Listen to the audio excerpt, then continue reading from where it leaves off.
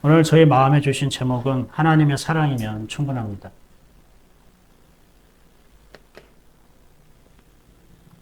하나님의 사랑이면 충분합니다.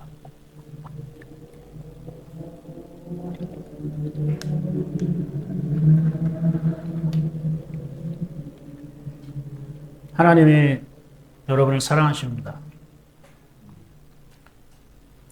하나님이 여러분의 자녀도 사랑하시고요. 하나님이 여러분의 하는 일들도 하나님이 사랑하십니다. 그것은 여러분이 하나님의 자녀이고, 그리고 내 자녀가 하는 일들이기 때문에 하나님이 사랑하십니다. 하나님 모든 사람을 다 사랑하십니다. 자기의 생명이고 자기 형성과 모양으로 창조된 사람들이고, 비록 그것을 잃어버리고 죄 가운데 산다 할지라도 하나님의 사랑은 변함이 없습니다. 그러나 그런 가운데 하나님이 부르셔서 하나님의 자녀로 거듭나고 지금 이곳에 예배와 말씀 가운데에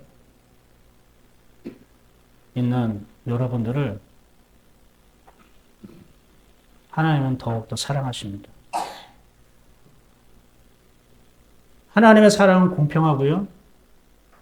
하나님 사람 사이 다 똑같은데, 그런데 그것을 내가 느끼고 누리는 것은 다 달라요. 그래서 목사님들이 표현을 이렇게 하는 거예요. 특별히 더 사랑합니다. 이렇게. 사실 특별히 더 사랑한다 아닌다라는 것은 개인적인 차이예요. 개인의 믿음, 개인의 하나님에 대한 사랑, 그 차이예요.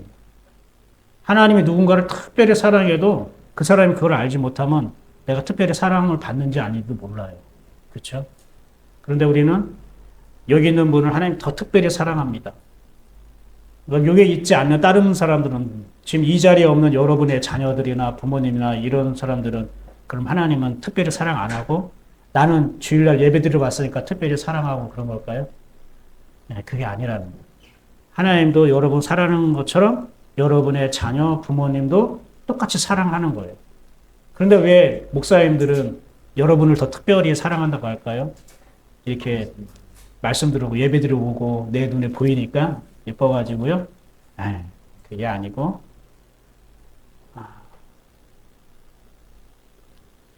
하나님이 여러분을 사랑한다 하더라도 그것을 내가 시인하고 알고 느끼는 것이 여러분은 되어지지만 이 자리에 있지 않는 사람들은 그게 되어지지 않기 때문에 그런 의미로 특별히 더 사랑한다라는 것으로 목사님이 초청하고 설명하는 거예요.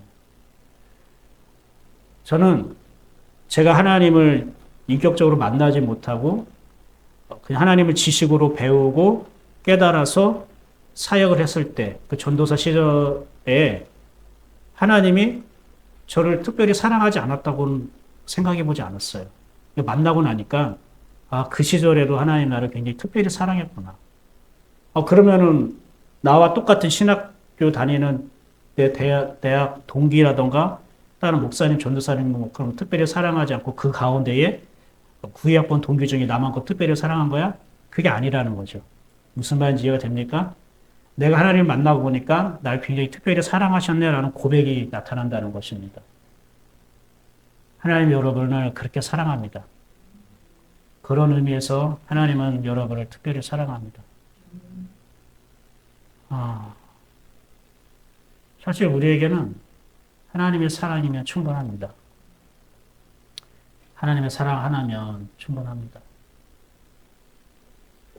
이런 예화가 떠오르네요. 제가 간혹 나누었던 예화인데, 어떤 목사님은 그 설교 제목을 지을 때에 한 줄, 두 줄 문장으로 굉장히 많이 길게 짓는 습관이 있었대요.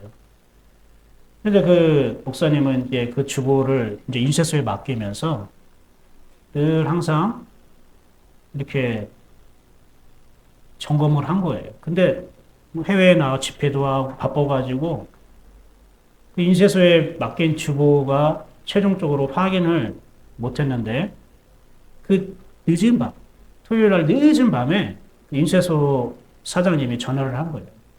목사님, 오늘 설교 제목이 여호와는 나의 목자시니 이건데 이게 맞습니까? 그랬더니 예, 충분합니다. 여호와는 나의 목자시니 그거면 충분합니다. 이렇게 해서요. 아, 예, 알겠습니다. 하고 끊었대요.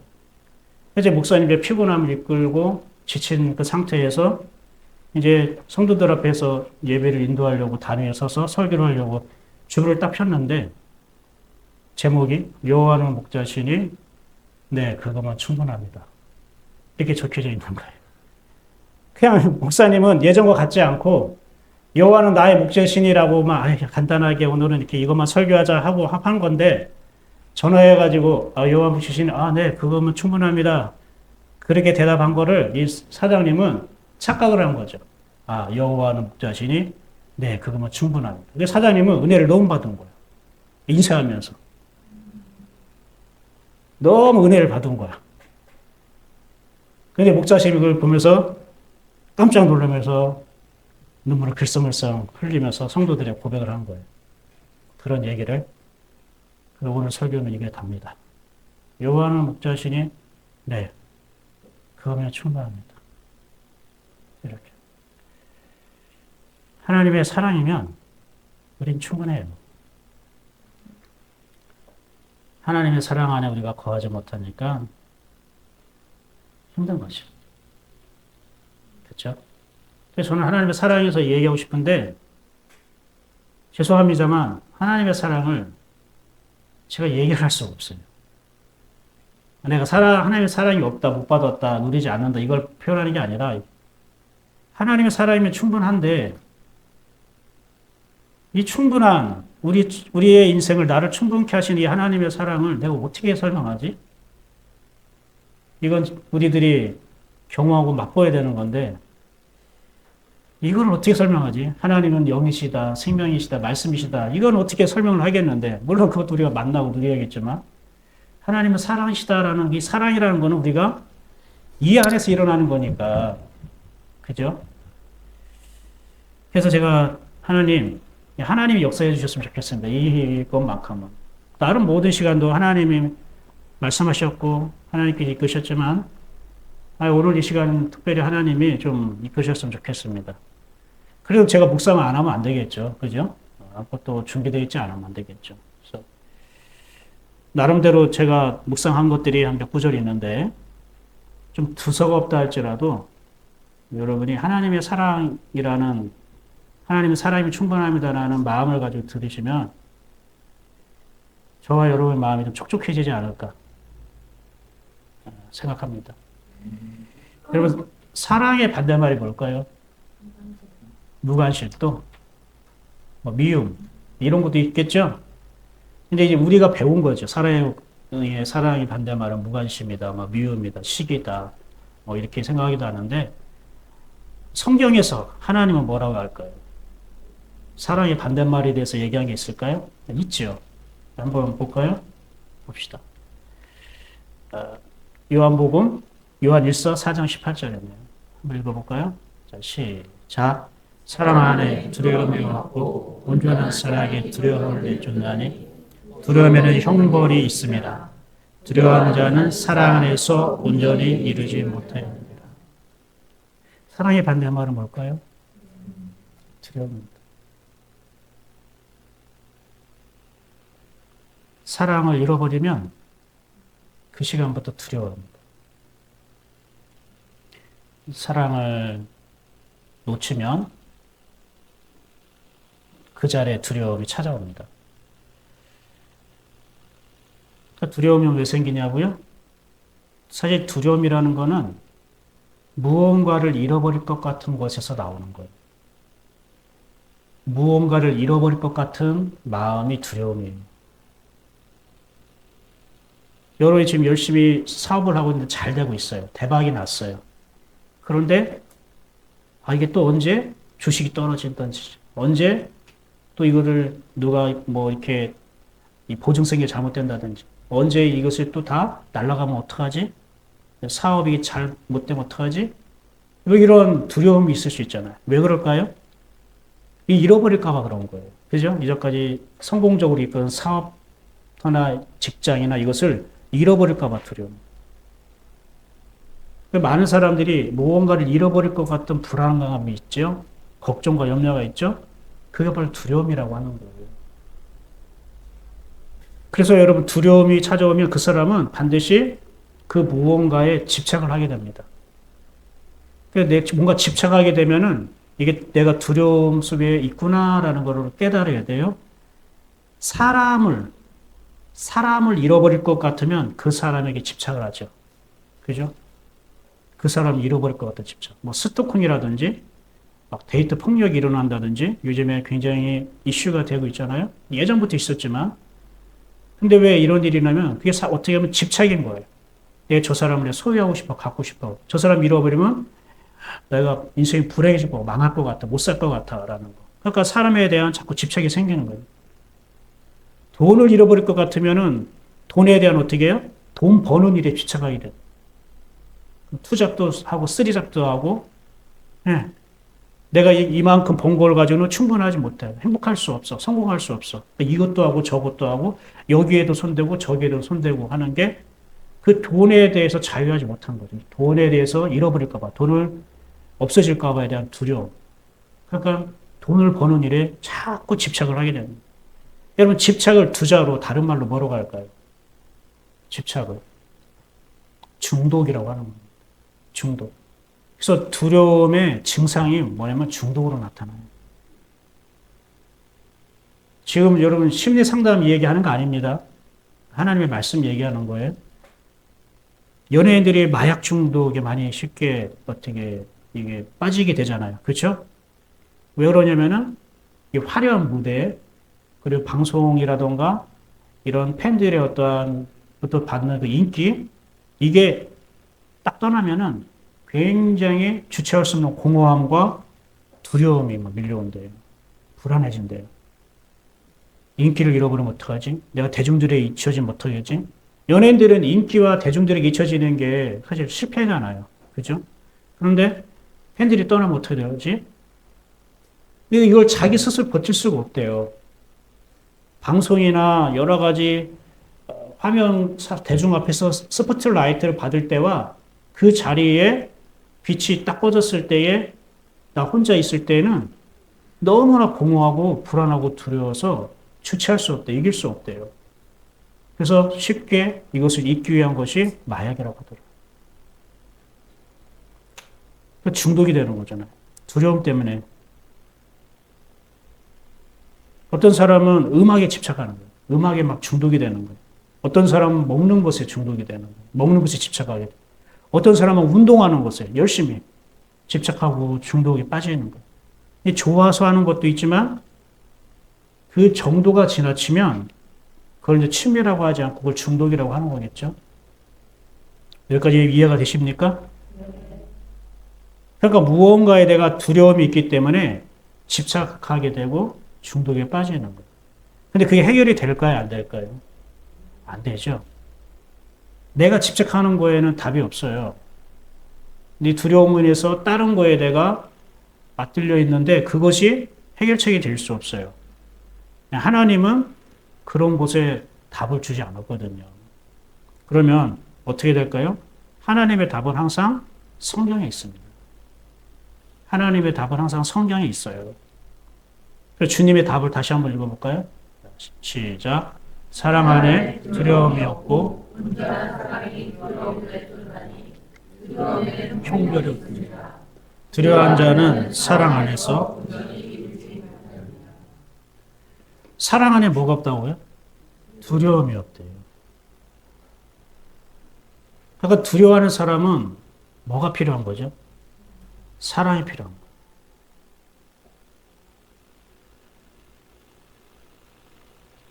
두려움이 있다는 것은 다른 말로 사랑이 없다는 뜻이에요. 그러니까 우리 근본적으로 우리는 사랑이 없기 때문에 사랑을 누리지 못하기 때문에 하나님의 사랑 안에 없기 때문에 두려워하는 거예요. 근데 이 두려움은 어디서 오는 거라겠죠? 무언가를 잃어버릴 것 같은 걱정, 불안해서 오는 거라겠잖아요. 그럼 하나님의 사랑은 잃어버리지 무언가를 내가 잃어버리지 않게 하는 게 하나님의 사랑이라는 거예요. 돈도 잃어버리지 않고 사람도 잃어버리지 않고 건강도 잃어버리지 않게 하는 게 하나님의 사랑일까요? 아니죠. 돈을 잃어도 건강을 잃어도 사람을 잃어도 하나님의 사랑은 여전히 흐르잖아요. 그러니까 이 말은 너희가 하나님의 사랑 안에 있으면 네가 잃어버릴 것 같은 두려움, 즉 그걸 잃어버리지 않아. 이런 뜻이 아니라 하나님의 사랑 안에 있으면 그거 잃어버려도 괜찮아. 돈 어느 정도 잃어도 괜찮아. 이게 되는 거예요. 내가 하나님의 사랑 안에 있으면 그 사람 떠나도 괜찮아. 잃어버려도 괜찮아. 그보다 중요하지 않아. 하나님의 사랑보다 더 중요하지 않아. 내가 하나님의 사랑 안에 있으면 내 계획과 내가 하고자 하는 일들이 실패해도 괜찮아. 너 안에 있는 그 하나님 사랑보다 크지 않아. 이거. 그래서 영적으로 그 본질적인 걸 우리에게 얘기하는 거예요. 하나님의 사랑 안에 없어서 두려워하게 되고 두려워하게 되니까 무언가에 내가 집착하고 빠져드는 거예요. 중독이 돼요. 그래서 내 사업하는 동료라든지 부모가 자녀라든지 아니면 보이는 재물 아니면 일 이런 거에 내가 계속 관계가 힘드는 것 중에 하나는 내가 그 상대방에 대해서 사실 집착하고 있기 때문이죠. 잘 생각해 보세요. 나는 잘해주고 싶고 도와주고 싶고 사랑한다고 하지만 사실 집착인 거죠.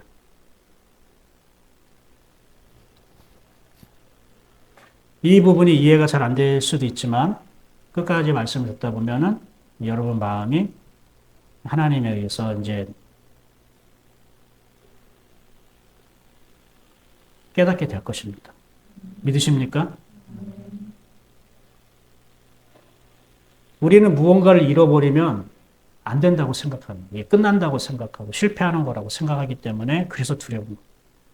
그래서 그 두려움을 이겨보려고 집착하게 되는 거고 한시도 눈을 뗄 수가 없는 거예요. 그 답은 하나님께 있어요. 하나님이 우리를 설계하셨기 때문에 어디가 고장나면 어떻게 고쳐야 하는지 오직 하나님만이 유일하게 알고 계셔요. 그리고 그걸 혼자만 주님께서 알고 계신 게 아니라 우리에게 이미 알려져 있어요. 성경에. 성경이 뭐라고 했냐면 두려움에는 뭐가 없다고요? 형벌이 있으나 뭐가 있다고요? 형벌이 있습니다. 그러니까 두려움에는 형벌이 있대요. 하나님이 두려움을 이렇게 정의하셨어요. 형벌은 표준 세번역에는 징벌이라고 되어 있어요. 아니 두려워하면은 징계를 받는다고요? 하나님께 형벌, 징벌을 받는다고요? 아니 두려워하면 그 두렵지 않게 하기 위해서 하나님께 함께 하셔야 되는 거 아니에요? 두려워하는 자를 하나님이 징벌하고 벌을 주셔요? 우리 읽었던 이사야 41장 10절 말씀 처음에 뭐라고 시작해요? 두려워하지 말라. 왜요? 내가 너와 함께함이라고 했잖아요. 내가 너와 함께하니까 두려워하지 말라고 하는 거예요. 두려워하는 사람은 하나님 오셔서 함께해야지 두려운 사람에게 형벌과 징벌을 주는 건 하나님의 속성이 아니잖아요. 그러니까 많은 성도들이 이 부분을 읽으면서도 사랑 안에 두려움이 없고 온전한 사랑에 두려움을 내어 쫓나니까지는 은혜 받는데 두려움에는 형벌이 있음이라니까 내가 두려워하면 그럼 하나님께 내가 책망을 듣고 내가 벌을 받는 거야? 그래서 내가 지금 이런 거야? 그래서 우리가 하나님에 대해서 신앙생활에서 오해를 하는 분들이 많이 있는 것 같아요. 형벌이란 말이 원어로 무슨 뜻이냐면 잘라내다라는 뜻입니다. 따라해볼까요? 잘라내다. 자르다는 뜻이에요. 끊는다는 뜻이에요. 단절되다는 뜻이에요. 그러니까 두려움은 단절하게 하는 거야. 이런 뜻입니다. 믿으셔요? 뭘 단절하게 한다는 거예요? 하나님과 나 사이의 영적인 끈을 잘라낸다는 뜻이에요. 우리가 두려워하는 것 때문에. 우리가 두렵기 때문에 뭔가를 잃어버리려는 것에 대한 두려움이 있으니까 잃어버리지 않기 위해서 내가 다른 것에 뭔가 더 집착하고 빠져든다고 했잖아요. 그게 하나님이 아닌 거니까 하나님과의 관계는 끊어지게 되는 겁니다. 자, 여기까지 이해하셨습니까? 그러니까 두려움이 생기면 하나님의 관계도 끊어지고 사람과의 관계도 잘라내지는 그 영의 단절이 어떻게 나타나냐면은 집착으로 나타나고 중독이 빠지게 하고 그리고 사람에 대해서 미워하고 시기하게 되고 분노하게 되고 또 어떤 일에 대해서 염려하고 걱정으로 나타나는 거예요. 그러니까 여러분 미워하고 시기하고 분노하고 걱정하고 염려하는 거는 이거는 나무로 따지면 하나의 가지예요. 그럼 이 가지의 뭘까요? 뿌리는 뭘까요? 그 두려움이에요. 두려움이란 뿌리에서 쭉 뻗어져 나온 가지가 미움으로 나타나고 분노로 나타나고 걱정하고 염려로 나타나는 거예요. 그러니까 미워하고 걱정하고 염려하고 하는 것을 내가 스스로 내 스스로 해결하려고 하는 몸부림이 바로 집착인 거예요. 그게 중독인 거예요. 하나님의 방법은 아니죠. 점점 산으로 가고 있죠. 그러니까 미움, 분노, 걱정, 염려 이게 이런 삶을 살면 그 사람은 행복할까요? 불행할까요? 불행해지죠. 그러니까 내 인생을 불행하게 하는 모든 요소가 어디 시작되냐면은 두려움이라는 곳에 생각되는 거예요. 이제 잘 생각해 보세요. 이건 영적인 하나님의 가르침이에요. 우리에게 알려주시는 것. 내가 누구를 미워해? 시기에, 질투에, 누구에게 막 화가 나 있어? 분노해? 그리고 뭔가 먹고 사는 거라든가 사람의 관계에 대해서 불안하고 염려하고 걱정하는 거 있어? 이 모든 뿌리는 어떤 사건이나 사람에 있는 게 아니고 내 안에 나도 모르게 스며든 뭐예요? 두려움인 거예요. 그 두려움은 잃어버릴까봐 그런 거예요. 잃어버릴까봐. 내 자녀도 나를 떠날까봐, 잃어버릴까봐. 내 자녀가 하나님을 잃어버릴까봐. 우리 가정에서 잃어버릴까봐. 그죠? 이 사회에서 소외되고 잃어버릴까봐. 그러다 보니까 자녀에 대해서 이렇게 해라, 막 저렇게 해라, 뭐 이렇게 했으면 좋겠다, 저렇게 했으면 뭐 요구하고 하는 게 되잖아요. 나는 사랑이라고 하지만 어쩌면 상대방은 아유, 왜 엄마는 아빠는 나한테 이렇게 집착하지? 이렇게 생각할 수도 있을 거예요. 맞나 틀리나 한번 얘기해 볼까요? 우리 학생들 맞아요, 틀려요? 왜요? 우리 민호가 가장 끄덕이잖아요. 아닌 것 같은데 민호? 부모님의 사랑을 많이 받는 것 같은데. 그래요. 이렇게 째려보시면 안 돼요, 지사님. 예. 자, 여러분 두려우면서 그런 거예요. 그러니까 우리가 직시해야 돼요. 내 같이 일하는 동료라든지 상사라든지 후배든지 남편 아내든 내 자녀든 내가 왜 그렇게 하는 거냐면은 내가 두려움이 있어서 그런 거예요. 그 사람에 대해서. 그 사람에 대한 두려움이 있으니까 어떤 사람에게는 미움으로 반응하게 되고 어떤 사람은 집착으로 반응하게 되고 어떤 사람은 분노로 반응하게 되고 그러니까 그 사람의 문제라기보다는 내 안에 두려움이 해결돼야 돼요. 내 안에 나도 모르는 그 두려움, 그 뿌리 깊은 그 두려움이 해결되기를 하나님께서 바라시거든요. 근데 그거 너 스스로가 할 수 없어. 어디 안에 있을 때 이 두려움이 없다고요? 사랑 안에 있을 때. 내가 하나님의 사랑을 맛보고 내가 하나님의 사랑이 나에게 임하면 두려움의 뿌리가 끊어집니다. 그럼 두려움부터 나온 미움이나 시기나 분노나 걱정, 염려도 어떻게 해요? 힘을 잃어버리죠. 그 힘을 잃어버리는 거예요. 저 여러분이 이 은혜가 있었으면 좋겠습니다. 두려움의 뿌리를 잘라내버리는 이 두려움을 내어 쫓아버리는 하나님의 사랑이 나를 다시 한번 내 영혼을 작동하게 하고 내 영혼을 촉촉히 채워져 나가기를 축복합니다. 여러분께 축복하면서 인사할까요? 하나님의 사랑이 당신에게 임할 것입니다. 이거는 미래니까 현재로 얘기합시다. 하나님의 사랑이 지금 임하고 있습니다.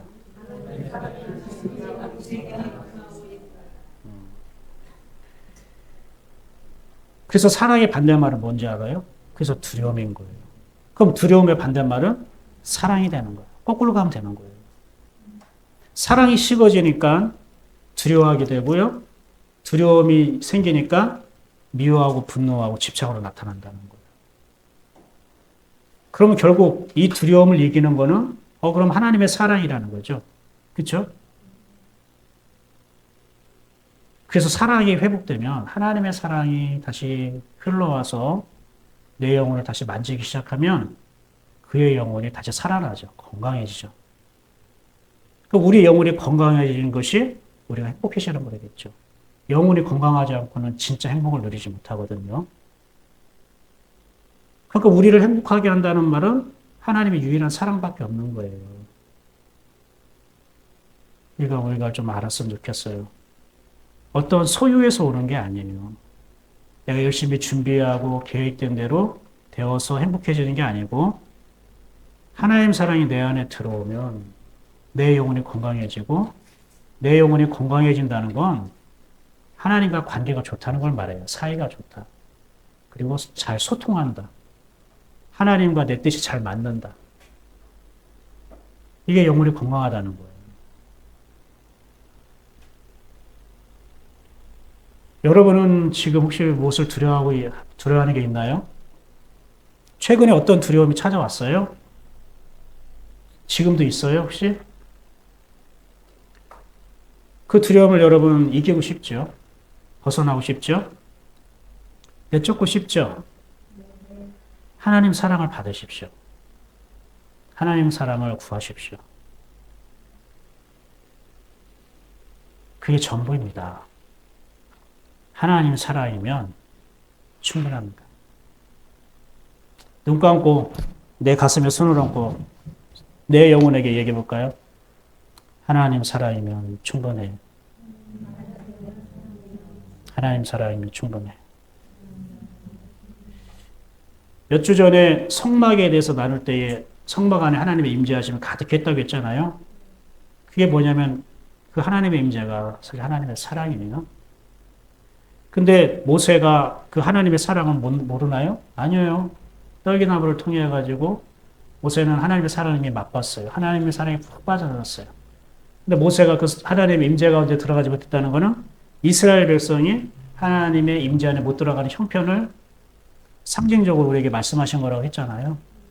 그럼 이스라엘 백성은 하나님의 사랑을 누리지 못했다는 것이고 그거는 아직 이스라엘 백성이 하나님을 사랑하지 않고 있다는 뜻이에요. 하나님의 임재는 하나님을 사랑할 때 오는 거예요.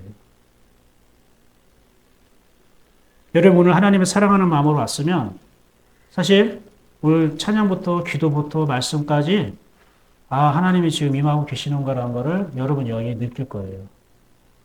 제가 느끼고 있는 것처럼 여러분 느낄 거예요. 근데 사랑을 오지 않고 그냥 주일이기 때문에 왔다고 하면 괜찮아요. 괜찮다고 하는 것은 오케이라는 뜻이 아니라 지금 그 사랑으로 하나님을 다시 반응하면 됩니다. 지금이요. 가서 하지 말고 제가 가가지고 여러분 있는 곳에 가가지고 다시 예배 드릴 수 없잖아요. 지금이요. 다시 내가 하나님 잠깐만요. 하나님 사랑으로 내가 다시 반응할게요. 그리고 하나님의 임재가 제 안에 채워지기 원합니다.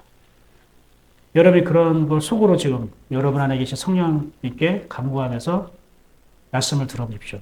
그게 될까요? 됩니다. 내 안에 계신 하나님과 대화하면서 목사님 입에서 나오는 설교를 동시에 들을 수 있습니다. 아주 기가 막히게 우리의 영혼을 하나님이 그렇게 만드셨다니까요. 자, 근데 예수님이 제자들에게 말씀하셨어요. 예수님이 이렇게 갈릴리 바다가 막 몰아치고 있는데 막 두려워했잖아요. 무서웠어요. 예수님이 바다를 걸어서 오셨단 말이에요. 그러니까 두려워해가지고 유령인가 보다. 예수님이 배에 딱 오르셨어요. 뭐라고 얘기하냐면 믿음이 없는 자들아 왜 두려워하느냐, 왜 무서워하느냐 이런 거예요. 또 두려울 수밖에 없죠. 이게 배가 전복되면 자기는 죽잖아요.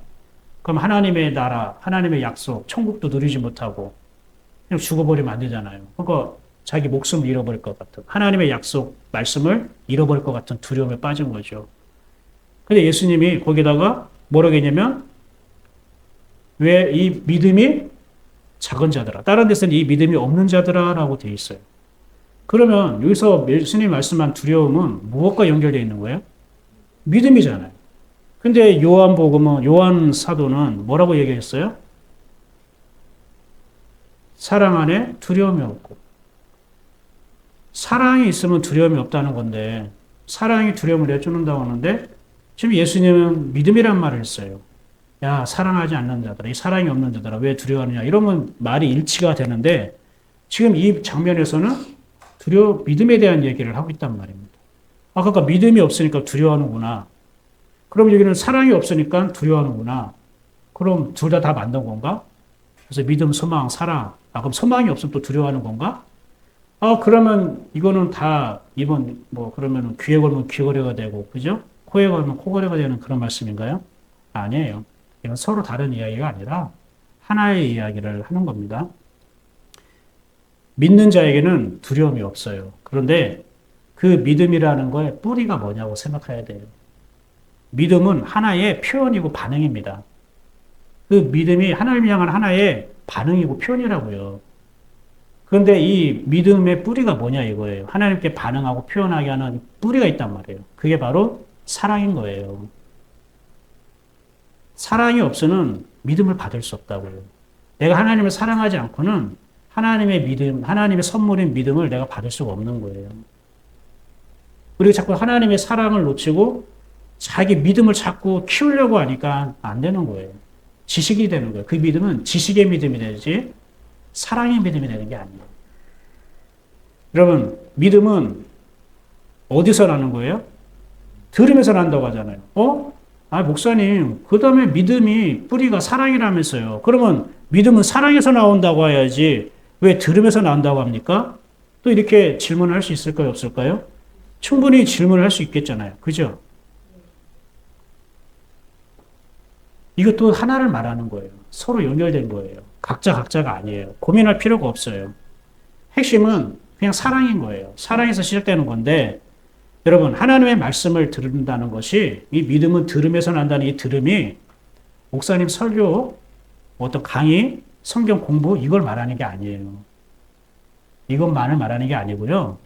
믿음은 들음에서 날 때 이 듣는다라는 말이 원어로, 들음에서 나면 들음은 그리스도의 말씀이니라 할 때 이 그리스도의 말씀이 원어로 뭐라고 얘기하면 흐레마.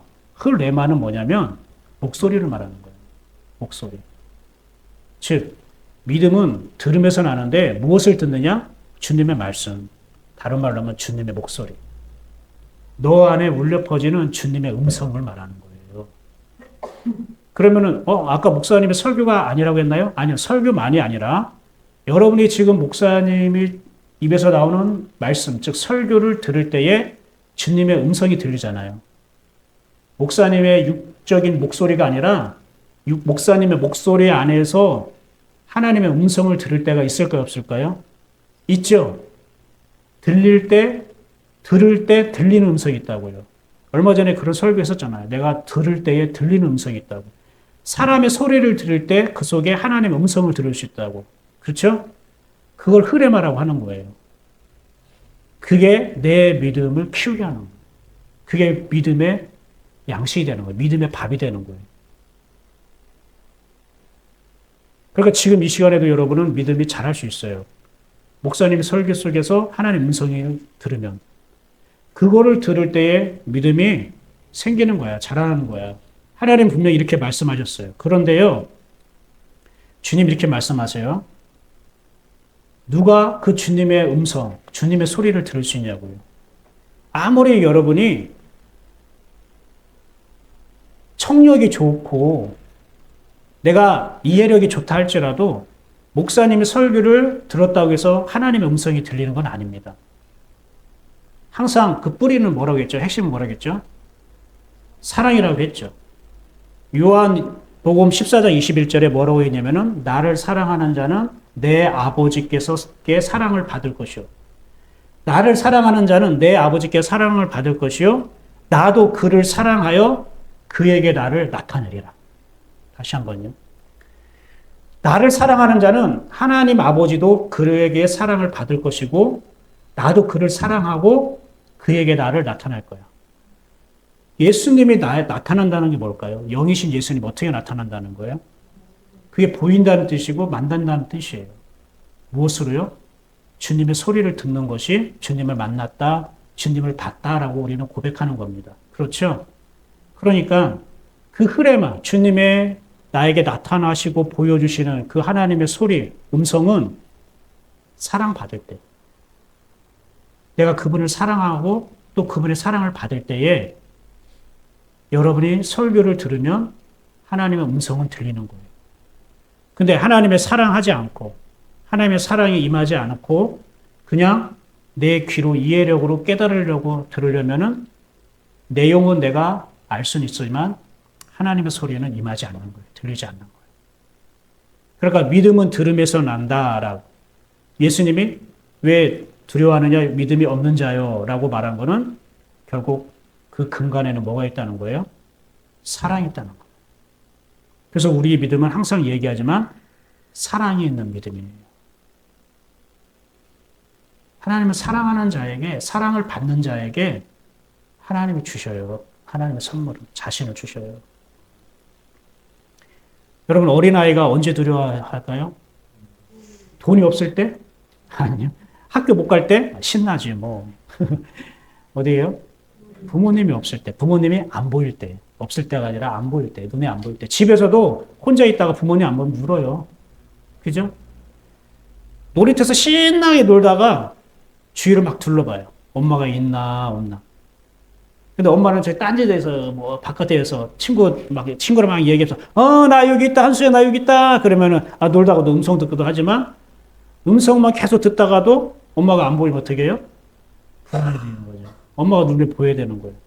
엄마가 안 보이니까 울고, 당황하고, 그러는 거죠. 그때 놀이터에서 노는 거 의미가 있을까요, 없을까요? 없어요. 놀이터에 있는 것 자체가 의미가 없어요. 엄마가 있어야 돼요. 여러분이 일하는 것 자체가 의미가 없어요. 주님이 보여야 돼요. 여러분 가정과 부부끼리 대화하고 자녀끼리 대화할 때에 그 자체가 의미가 없어요. 죄송해요. 이렇게 얘기해서. 우리는 하나님 믿는 사람이니까. 거기에 주님이 보여야 의미가 있는 거예요. 주님이 없이 대화하고 주님 없이 서로의 이야기를 듣고 하려고 하니까 자꾸 산으로 가요. 예개차게 자꾸 산으로 가는 거예요. 자, 두려움은요, 무언가를 잃어버렸을 때 생기는 그런 불안과 걱정인데, 자요, 우리에게는 무엇일까요? 무엇을 잃어버렸을 때 두려움이 올까요? 하나님이에요. 하나님을 잃어버릴까 봐 걱정하는 것이 바로 두려움으로 나타나는 거예요. 자요.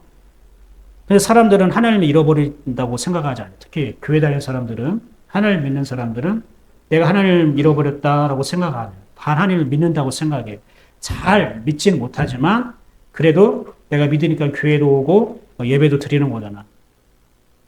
그런데 그것으로 하나님을 믿는다고 내가 얘기할 수 있을까요? 하나님 믿는 믿음을 내가 그를 확증할 수 있나요? 아니에요. 내가 하나님을 잃어버렸나 아닌지 확인할 수 없어요. 내가 교회 다니고 예배 드리고 이거 하는 걸로. 그렇죠? 내가 하나님을 사랑하는가를 보여야 되는 거예요. 교회 다니고 예배 드리고 이게 아니라 내가 하나님을 사랑하는가를 보여야 되는 거예요. 하나님의 사랑을 잃어버리는 게 하나님을 잃어버리는 겁니다. 이걸 좀 잘 우리가 새겼으면 좋겠어요. 나는 겉으로 교회 다니거든요. 기도도 하고 예배도 드리고.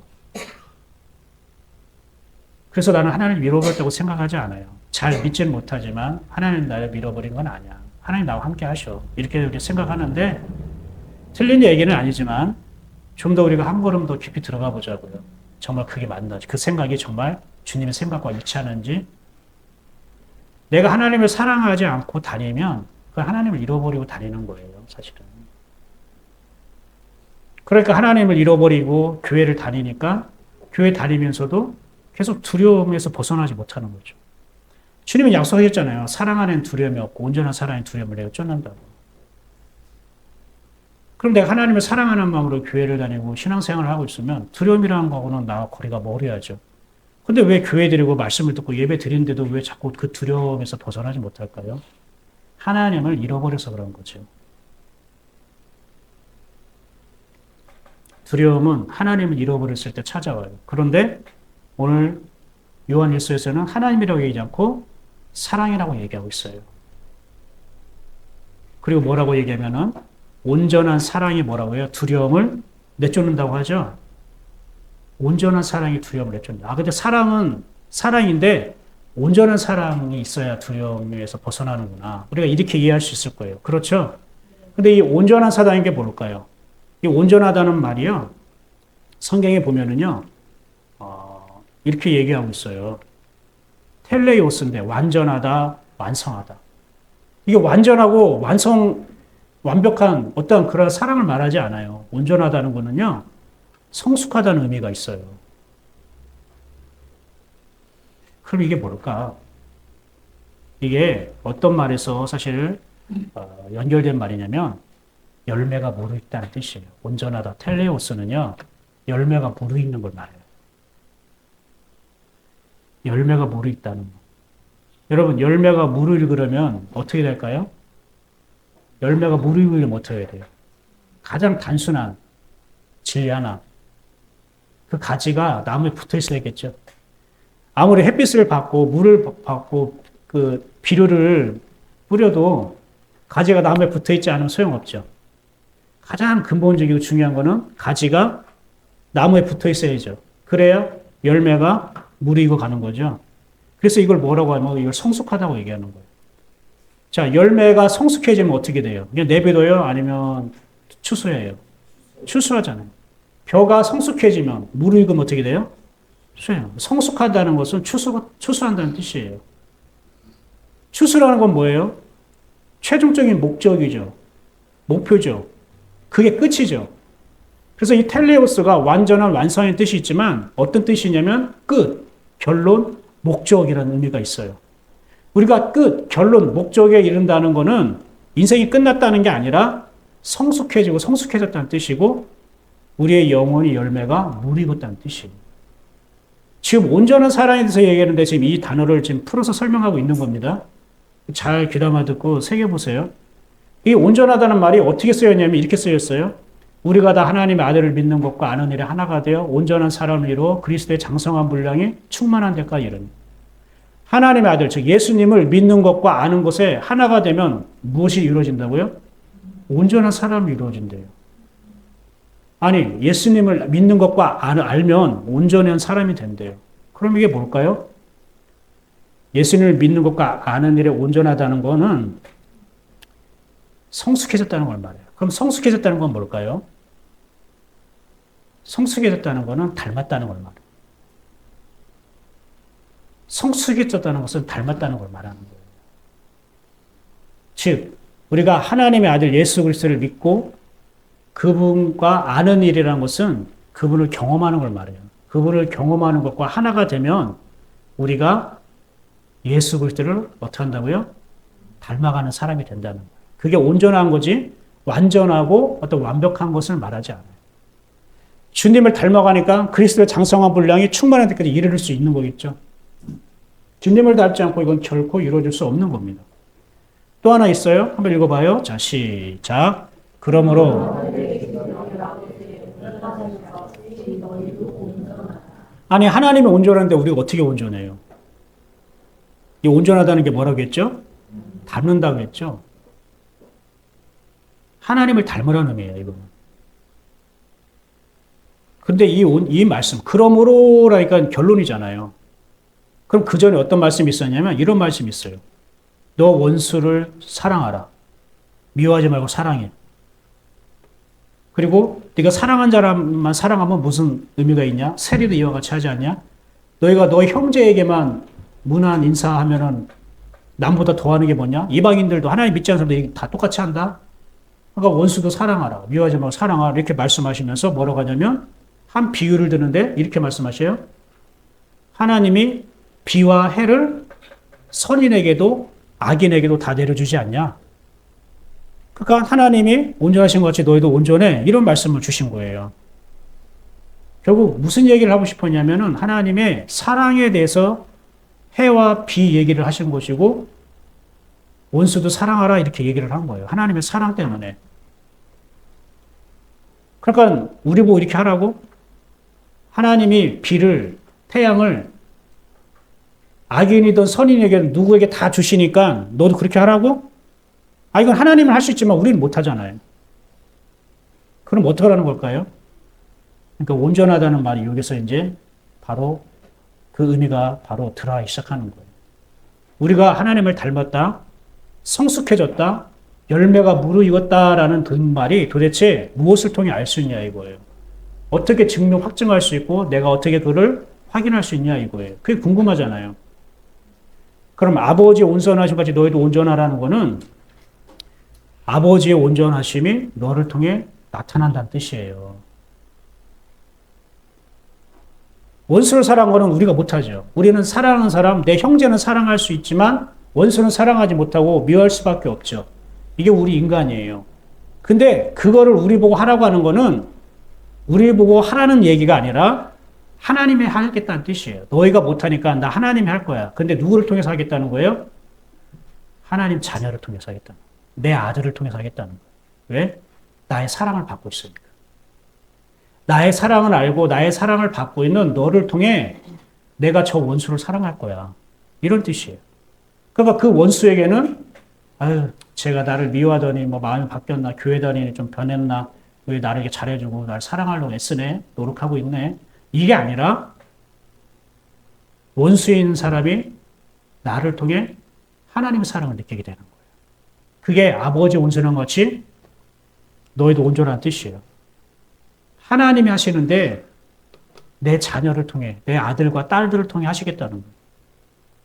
하나님이 너를 통해 사랑하래. 하나님이 너를 통해 사랑하려고 한다고. 너 그 통로가 되어줄 수 있겠니? 이걸 아버지 온전하신 것 같이 너희도 온전하란 말을 부드럽게 오늘날 우리의 언어로 바꾸면 이렇게 되는 거예요. 하나님이 저 사람을 사랑하려고 그래. 너는 그 통로가 되어줄 수 있니? 이런 거예요. 그 사람이 하나님 사랑을 느끼도록. 하나님이 너의 아들, 딸들을 사랑하려고 그래. 너는 그 통로가 되어줄 수 있겠니? 그들이 내 사랑을 알려고. 이게 바로 온전하다는 뜻이고, 이게 완전하다는 뜻이고, 이게 완성하다는 뜻이고, 열매가 무르익었다는 뜻이에요. 아멘입니까? 아멘. 그러니까 여러분을 통해 하나님의 사랑이 나타나서 상대방이 하나님의 사랑을 알게 되었다면, 여러분은 온전한 사랑을 있는 것이고, 여러분 무르익어가는 영혼이 있다는 뜻입니다. 이해가 되십니까? 저와 그렇게 되기를 축복합니다. 그러니까 내가 애쓰고 내가 힘쓰고 하는 사랑이 아니라 내가 하나님의 사랑을 받으면 그분의 사랑이 내게 흘러나와서 다른 사람을 바꾸게 된다는 뜻이겠죠. 이게 온전하다는 거예요. 그러니까 온전하다는 말은 하나님 하시겠다는 거예요. 하나님의 통로가 되면 온전하게 된 거예요. 근데 우리는 내가 온전해야 돼. 내가 잘해야지. 내가 있어야지. 내가 준비해야지. 내가 해야지. 하나님은 우리가 온전해지지 못하는 걸 알아요. 온전하고 완전한 분은 하나님밖에 없어요. 끝을 이루고 목적을 이루시고 성취하시는 분은 내가 아니라 하나님밖에 없어요. 그런데 그럼 하나님 단독으로 하시지? 왜 그러면 나를 통해 하시겠다는가? 내가 그 하나님을 맛보고 누리고 통로가 되면 내가 기쁨이 넘치는. 그리고 내 모든 두려움도 걱정도 하나님 나를 통해 하나님 하시네? 이걸 알게 되면은 내가 뭐 염려하고 계획하고 내가 애달복걸 할 게 있고 내가 뭔가 집착할 필요가 뭐가 있냐고. 그 하나님 온전하심이 나를 통해 흘러가면 그것이 나를 온전케 하는데 나를 무르익게 하고 성숙하게 하는데 하나님의 목적과 끝에 나를 도달하게 하고 하나님 나를 아름다운 곳에 추수하여 거둬들이시는데 여러분 우리에게는 하나님의 사랑이면 충분합니다. 하나님의 사랑 하나면 충분해요. 여러분의 가정도 하나님의 사랑이면 충분하고요. 여러분의 개인의 인생도 하나님의 사랑이면 충분합니다. 예인교회도 하나님의 사랑이면 충분합니다. 저는 점점 하나님의 마음을 알게 되는데 예전에는 성도들도 많이 늘어나고 부흥하고 그랬으면 좋겠다는 마음이 있었는데 그 마음은 없는 게 아니지만 그보다 더 가급해지는 게 여기에는 각 사람이 하나님의 사랑으로 무익었으면 좋겠다. 하나님의 사랑에 스며들고 하나님의 사랑에 익어갔으면 좋겠다. 여러분의 말이 하나님의 사랑에 익어가길 소망합니다. 여러분의 생각이 하나님의 사랑 안에서 익어가기를 축복합니다. 그렇게 하나님께서 약속하셨잖아요. 이것을 온전하다, 텔레오스라고 하는 겁니다. 열매가 가지에 매달려 있어도 나무가 열매를 맺는 거잖아요. 그 가지가 열매를 맺는 게 아니라 나무가 열매를 맺는 거죠. 그죠? 그 나무의 열매지 가지의 열매가 아니잖아요. 근데 가지인 여러분이 왜 자꾸 열매를 맺으려고 합니까? 여러분이 완성하려고. 그러니까 두려워하는 거예요. 자꾸 집착하게 되는 거예요. 가지에는 붙어 있으면 돼요. 나무가 그 가지를 통해 열매를 맺는 거예요. 그래서 사과나무를 보면은 저건 사과나무라고, 사과를 보고 사과나무다라고 하지, 사과 가지다라고 하지 않는 사람 하나도 없어요. 그죠? 배가 열리면, 저 배가지 봐. 배가지? 이상하네. 저 배가지 봐라고 하지 않고, 저 배나무 봐. 이렇게 하잖아요. 그런데 배와 사과는 어디에 붙어 있어요? 나무에 붙어 있어요? 가지에 매달려 있어요. 가지에 매달려 있잖아요. 이걸 온전하다고 하는 거라고요. 결국 나무는 자기 열매를 맺지만 자녀인 여러분에게 그 열매가 매달리게 하는 거라고. 여러분의 그 열매가 매달리면 기뻐요, 안 기뻐요? 기쁘죠. 이게 추수되어서 없어진다면 공허하고 슬퍼요? 아니잖아요. 또 하나님이 내게 하시는 거잖아요. 그건 잃어버린 게 아니잖아요. 하나님께서 내 사랑을 받으셨다는 뜻이고 나를 인정하셨다는 뜻이고 내가 온전했다는 증거였고 그럼 또 하나 다음에 또 하나님은 거기서 또 열매를 맺게 한다는 거잖아요. 그럼 하나님은 계속 사용하겠죠? 계속 그 열매를 맺으니까 더욱더 힘을 주겠어, 붙들어 주겠죠? 근데 그 가지가 걱정할 게 뭐이냐고요. 지가 열매 맺으려고 하니까. 지 이름으로 나는 사과 가지야, 난 배 가지야, 난 파인애플 가지야. 자기 이름 내려고 하니까 이거 잃어버리면 안 돼 하고 두려워하게 되는 거죠. 그러니까 요한일서 4장 18절에 온전한 사랑이 두려움을 내어 쫓는단 말이 똑같은 거예요. 온전한 사랑은 하나님이 너를 통해 하실 때에 너가 두려움으로부터 벗어나는 거예요.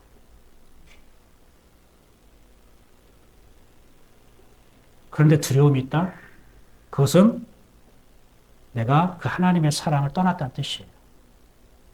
왜 하나님의 사랑을 떠났을까요? 사람은 무언가를 항상 반드시 사랑하게 돼 있어요. 근데 내가 하나님의 사랑을 잃어버렸다, 하나님의 사랑을 떠났다는 거는 다른 걸 사랑하고 있다는 뜻이에요. 그래서 요한일서 여러분 아까 4장 읽었지만 쭉 읽다 보면 너희가 세상을 사랑하지 말라라고 우리에게 권면하고 있거든요. 하나님의 사랑이 충분하면 세상을 사랑하지 않아요. 근데 하나님의 사랑을 잃어버리면 너희가 세상을 사랑하게 돼. 거기서 두려움이 시작된다고 말씀하셔요. 그래서 오늘 말씀입니다. 이사야 41장 10절 한번 다시 읽어봐요. 자, 시작. 두려워하지 말라.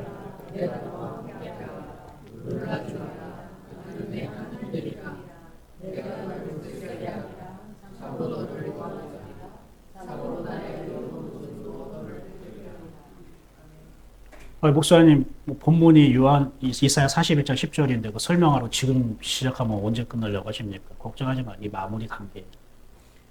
마무리라는 거는 앞으로 2시간 남았다는 뜻이죠. 이사야 41장 10절은요.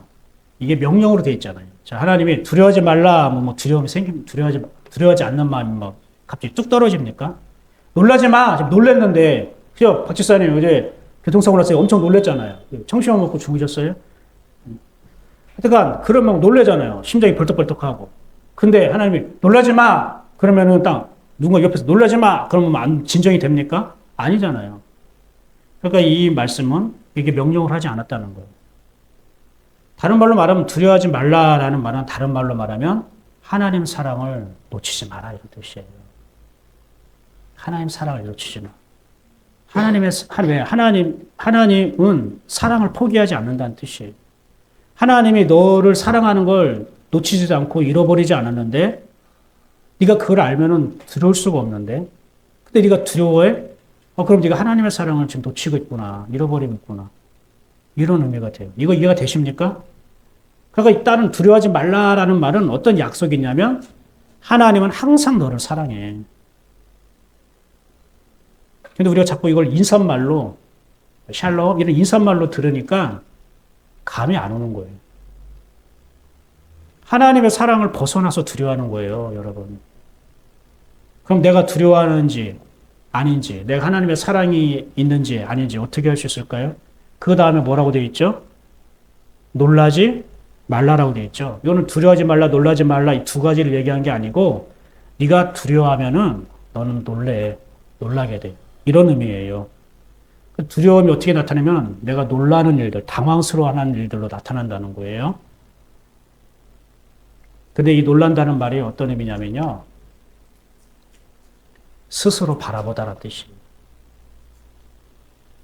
원래 놀라다는 말이 아니에요. 왜 이것을 이렇게 번역했는지 이해는 안 돼요. 그냥 원어 그대로 번역했으면 더 좋았을 텐데 이런 뜻이에요. 두려워하지 말라 내가 너와 함께함이라 너는 스스로 바라보지 말아라. 무슨 말일까요? 두려워하는 그 증상이 놀라는 걸로 나타난다고 했죠? 근데 이 놀란다는 말이 원어 어떤 뜻이라고요? 스스로 본다는 뜻이라고 했죠? 우리가 두려움이 임하면 우리는 자기 스스로 보게 되는 거예요. 영적으로. 따라해볼까요? 두려움이 임하면 자기 스스로 보게 됩니다.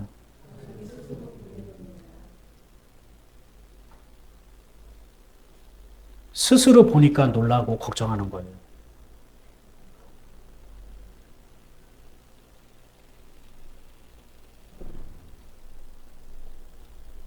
이것을 직역을 해봤어요.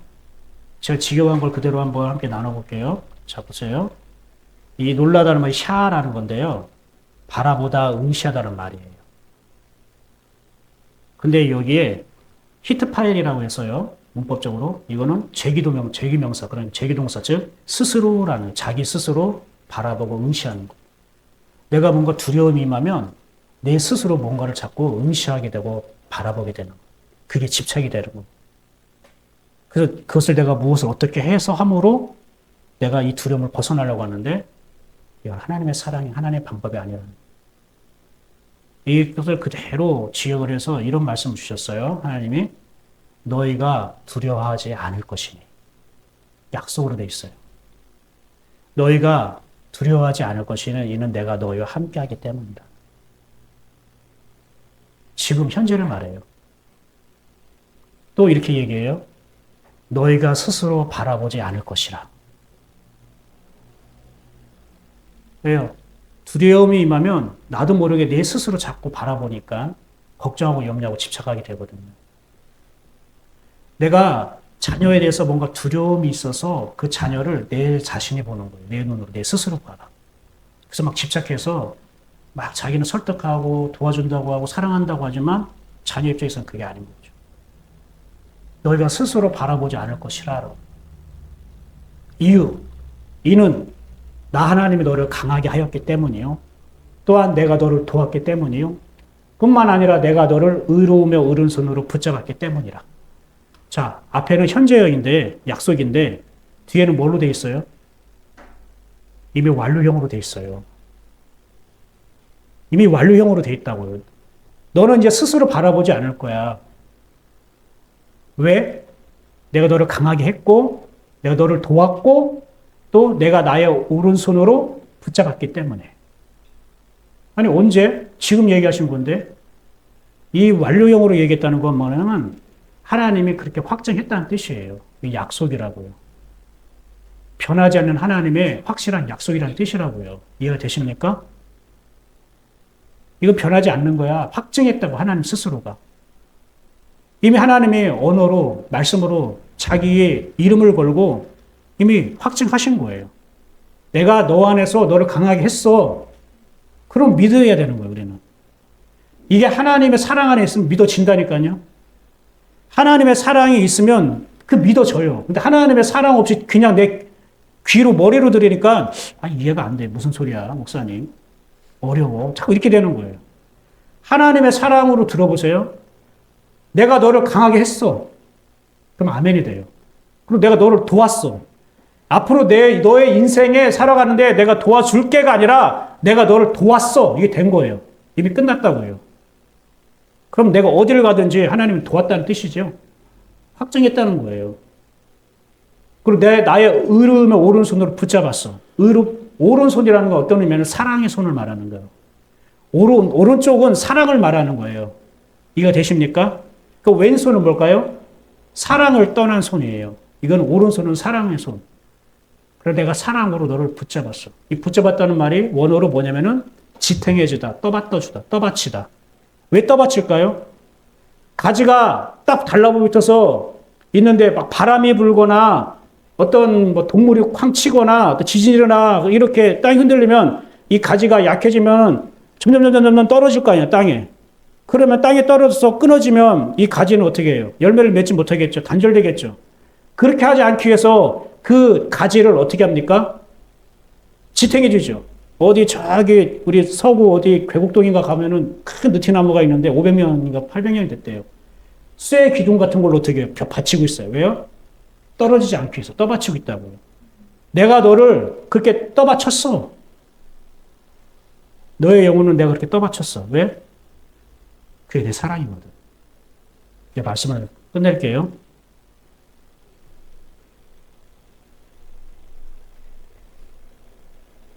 우리는 하나님의 사랑이면 충분해요. 하나님의 사랑이 돼요. 하나님의 사랑이 임하면 지금 여러분이 걱정하고 두려워하는 것이 멀리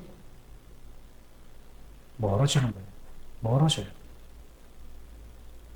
근데 하나님의 사랑이 아닌 다른 곳으로 자꾸 이거를 이겨내려고 하고 해결하다 보니까 더 교착돼요. 내 영혼이 두려움과 더 교착돼요. 근데 이걸 끊어내는 게 하나님의 사랑이에요.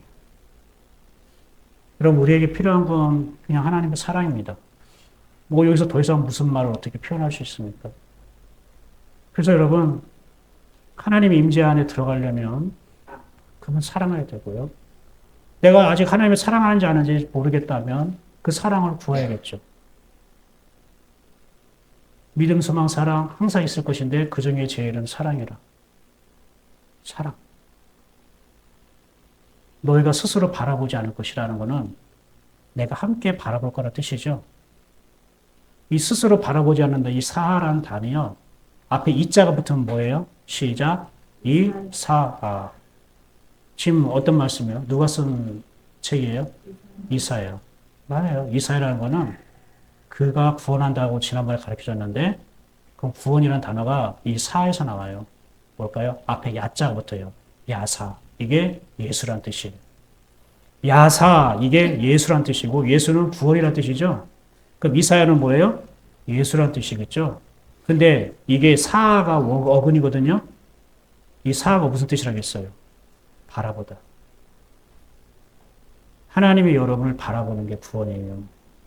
하나님이 여러분을 바라보고 있어서 이게 내가 사랑으로 느껴지니까 두려움이 밀려나가는 겁니다. 저와 여러분에게 오직 있어야 할 것 하나는 하나님의 사랑. 하나님의 사랑이면 충분합니다. 저와 여러분이 하나님의 사랑에 물들어가기를 소망합니다. 하나님의 사랑에 우리의 생각도 우리의 마음도 익어가기를 소망하고 축복합니다. 우리는 하나님의 사랑이면 충분합니다. 옆 사람과 이동할까요? 하나님의 사랑이면 충분합니다. 그래요. 20개 기도합시다. 다른 걸 위해서 기도하지 말고요. 하나님, 나 하나님 사랑하기 원해요. 그리고 건조해지고 메마르고 딱딱해졌던 내 마음이 하나님의 사랑으로 촉촉해지고 부드러워지고 말랑말랑해졌으면 좋겠습니다. 하나님, 내가 내 일에 대해서 직장, 사업이나 또 자녀나 이런 거에 대해서 내가 사랑을 한다고 했는데 사실 내가 그것을 잃어버릴 것 같은 두려움에 의한 집착이었다는 게 깨달아졌네요. 이제 집착이 아니라 두려움의 반응이 아니라 하나님의 사랑이 나를 가득 채워서요. 하나님의 사랑이 나를 통해 우리 자녀를 살리고 함께 일하는 사람을 살리고 무너져가는 가정도 살리고 부모님도 살려주시고 내 영혼도 살려주세요. 우리 하나님 사랑이면 그냥 충분해요. 뭐 바랄 게 뭐 있어요? 하나님 사랑 가득 채워주옵소서. 네, 기도합시다.